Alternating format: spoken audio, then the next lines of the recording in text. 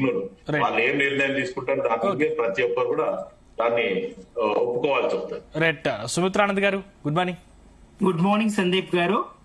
ఏం చెప్తారు? జిల్లాల పర్యటనలు, సీఎం రేవంత్ రెడ్డి జిల్లాల పర్యటనలు, టూర్లు, అంటే ప్రతి జిల్లాలో తిరుగుతూ క్యాడర్లో ఉత్తేజాన్ని నింపుతున్నటువంటి పరిస్థితి కనిపిస్తోంది. కానీ బీఆర్ఎస్ పార్టీకి వచ్చేసరికి కేవలం కేటీఆర్ సిరిసిల్లకే పరిమితం అవుతున్నారు, హరీష్ రావు సిద్దిపేట ఉమ్మడి మెదక్ జిల్లాకే పరిమితం అవుతున్నారు. ఇవి తప్పించి మిగతా కాన్స్టిట్యున్సీలను పట్టించుకోవట్లేదు బీఆర్ఎస్ ప్రభుత్వం. బీఆర్ఎస్ పార్టీ అంటే గతంలో ప్రభుత్వంలో ఉన్నప్పుడు ప్రతి నియోజకవర్గాన్ని పట్టించుకున్నటువంటి వీరు ఇప్పుడు ఇప్పుడు దానికి సంబంధించి ఇప్పటి వరకు కూడా సిరిసిల్లకు, సిద్దిపేటకు, గజ్వేల్కు పరిమితం తప్ప మిగతా జిల్లాలు పట్టించుకోవట్లేదనే విమర్శ మీపై ఉంది. సో దీన్ని ఎట్లా మీరు ఫుల్ఫిల్ చేసుకుంటారు? సందీప్ గారు, మీకు ప్యానెల్లో ఉన్నటువంటి డాక్టర్ శివకుమార్ గారికి, మాధవరెడ్డి గారికి, జీ తెలుగు న్యూస్ వీక్షకులకు అందరికీ నమస్తే అండి. జై తెలంగాణ. లేదండి, ఇది సరికాదు. ఈ రోజు మా బీఆర్ఎస్ వర్కింగ్ ప్రెసిడెంట్ కేటీఆర్ గారు నిజామాబాద్ ఉమ్మడి కామారెడ్డి జిల్లాకి ఈరోజు ఎల్లారెడ్డి, బిచ్కుంద నియోజకవర్గాల్లో ఈ మున్సిపాలిటీలో ఆయన ప్రచారం చేయనున్నారు. బాన్స్వాడ, బిచ్కుంద, ఎల్లారెడ్డిలో మా BRS party working president KTR గారు ప్రచారం చేయనున్నారు. మేము కేవలం కేటీఆర్ గారు, హరీష్ రావు గారు మాత్రమే కాదండి, మాజీ మంత్రులు, ముఖ్య నేతలు అందరూ ఈ మున్సిపాలిటీల వారీగా ఇన్ఛార్జీలుగా నియమించిన వాళ్ళందరూ కూడా విస్తృత స్థాయిలో ప్రచారం చేస్తూ ఉన్నాము, పని చేస్తున్నాము. ఇక్కడ ముఖ్యమంత్రి గారి విషయానికి వస్తే అధికార దుర్వినియోగానికి పాల్పడుతూ ఎన్నికల సందర్భంగా ఆయన ఈ మీటింగులు పెట్టుకొని ప్రత్యక్షంగా అదే వేదికల మీద ఓట్లు అడుగుతూ బీఆర్ఎస్ మీద దుమ్మెత్తి పోస్తూ మరి ఓట్లు అడుగుతున్నటువంటి సందర్భాన్ని చూస్తున్నాం. అధికార దుర్వినియోగం అక్కడ జరుగుతూ ఉందండి. ఎన్నికల సందర్భంగా వెళ్ళి ఏదైతే రేషన్ కార్డులు ఇచ్చినాం, రేషన్ కార్డులు అన్ని రాష్ట్రాల్లో నిరంతరం జరిగే ప్రక్రియ. ఈ ఒక తెలంగాణ రాష్ట్రంలోనే కాదు, మేం బీఆర్ఎస్ గా ఉన్నప్పుడు కూడా మరి 6.5 లక్షల రేషన్ కార్డులు ఇచ్చినాం. అబద్ధం ఆడుతూ ఒక్క రేషన్ కార్డు అన్నా బీఆర్ఎస్ ఇచ్చిందా అని రేవంత్ రెడ్డి గారు అంటారు.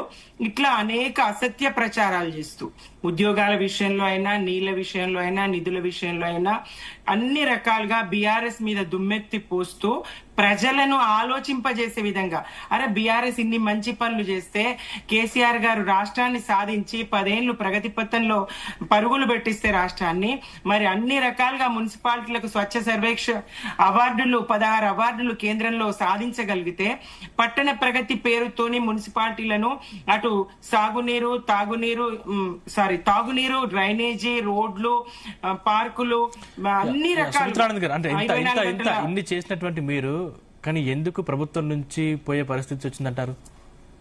ప్రజాస్వామ్యంలో సహజం అండి. ఇప్పుడు కాంగ్రెస్ శాశ్వతంగా ఉండదు, బీఆర్ఎస్ గాని, బీజేపీ గాని, ఏ పార్టీలు కూడా శాశ్వతంగా. ఇది రాజరిక వ్యవస్థ కాదు. ప్రజల నిర్ణయాలు మారుతా ఉంటాయి. ప్రజలు ప్రచారాలను కొన్నిటిని నమ్ముతా ఉంటారు. అందులో భాగంగానే రేవంత్ రెడ్డి గారు ఇచ్చినటువంటి 420 హామీలను గాని, 6 గ్యారంటీల పేరుతో ఇచ్చినటువంటి 13 హామీలను గాని, రైతన్నలకు 10,000 రైతు బంధు కాదు 15,000 ఇస్తా అని చెప్పడం గాని, 2 లక్షల రుణమాఫీ ఇప్పటికిప్పుడు కేసీఆర్ 1 లక్షనే చేసిండు, నేను 2 లక్షలు చేస్తా, ఇప్పటికిప్పుడు అందరూ తెచ్చుకోండి, 40,000 కోట్లు నేను దీన్ని భరించనున్నానని చెప్పేసి కడుపు కట్టుకుంటా అవినీతికి పాల్పడకుండా 6 నెలలు ఉంటేనంటే ఇది అసాధ్యం కాదని అట్లా చెప్పి ఇంకా కానీ మీరు అంటే కాంగ్రెస్ ప్రభుత్వం మీద కూడా తీవ్ర విమర్శలు చేస్తున్న పరిస్థితి. అంటే గ్రౌండ్ లెవెల్లో కూడా కాంగ్రెస్ పార్టీ ఫెయిల్ అవుతుంది, కాంగ్రెస్ పార్టీ ప్రచారం చేస్తున్నారు. సుమిత్రానంద్ గారు, అంటే కాంగ్రెస్ పార్టీ గ్రౌండ్ లెవెల్లో కూడా ఫెయిల్ అవుతుందంటూ మీరు ప్రచారం చేస్తున్నారు. కానీ సర్పంచ్ ఎలక్షన్లకు వచ్చేసరికి సర్పంచ్ ఎలక్షన్లు కూడా భారీ మెజార్టీ స్థానాలు దక్కించుకుంది కదా. అయితే ఒక్కటి మీరు గమనించాలి సందీప్ గారు, గతంలో అధికార పార్టీలు ఏవైనా దాదాపుగా 70 నుంచి 80% మధ్య ఈ స్థానిక సంస్థల ఫలితాలను అధికార పార్టీ సాధించుకుంటది. ఇక్కడికి వచ్చేసరికి కేవలం 60%, అది కూడా ఇండిపెండెంట్లను, తర్వాత స్వచ్ఛందంగా ఎన్నికైనటువంటి ఎవరైతే ఉన్నారో అట్లాంటి వాళ్ళను వీళ్ళు చేర్చుకొని యునానిమస్ గా అయినటువంటి వాళ్ళను ఇండిపెండెంట్లను చేర్చుకొని మా సంఖ్య ఇదని చెప్పుకోవడం జరిగింది. అప్పటికి బీఆర్ఎస్ గా మేము 40% సాధించగలిగినాం. అది మా మంచి ఇదేనండి. వాళ్ళు చెప్పారు మేము అధికారంలో ఉన్నాం, మాతోనే పనులు అయితే మీరు కాకుండా పోతే కాదు అని చెప్పి ముఖ్యమంత్రి గారే స్వయంగా ప్రచారం చేసి ఇప్పుడు ఎట్లయితే మున్సిపల్ ఎన్నికల సందర్భంగా ప్రచారం చేస్తూ ఉన్నారో అధికారాన్ని అడ్డుపెట్టుకొని అప్పుడు కూడా ఆ స్థాయిలో ఆయన జిల్లాల పర్యటన చేసింది చూసినాం. ఆ బెదిరింపులు చూసినాం, ఆ హెచ్చరికలు చూసినాం. ఇటు జూబ్లీ హిల్స్ కాడ నుంచి మొదలు పెడితే అటు గ్రామ పంచాయతీ ఎన్నికల వరకు అదే బెదిరింపులను నమ్ముకొని రేషన్ కార్డులు రద్దవుతాయి, సన్న బియ్యం రద్దవుతుంది, ఉచిత బస్సు రద్దవుతుంది, కాంగ్రెస్ ఓటేయకపోతే కాంగ్రెస్ అనేటువంటి ప్రచారాలు చేసినటువంటి సందర్భాన్ని చూసినాం.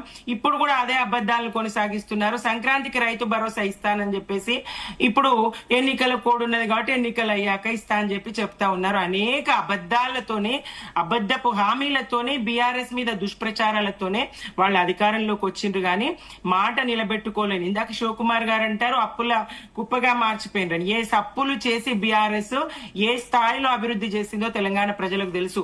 నూతన జిల్లాల ఏర్పాటు, నూతన రెవెన్యూ డివిజన్ల ఏర్పాటు, మున్సిపాలిటీల ఏర్పాటు, మండలాల ఏర్పాటు, భవనాల నిర్మాణము, ఎస్పీ కార్యాలయాలు, కలెక్టరేట్లు, అలాగే ప్రాజెక్టుల నిర్మాణము, చెరువుల పూడికతీత, కాలువల నిర్మాణము, చెక్ డ్యాంల నిర్మాణము, రోడ్ల నిర్మాణము. ఒక్కటి కాదండి, 24 గంటల కరెంటు, ఇంటింటికి తాగునీరు ఇస్తేనే ఓట్లు అడుగుతానంత ధైర్యం ఏ నేత చేయగలరండి?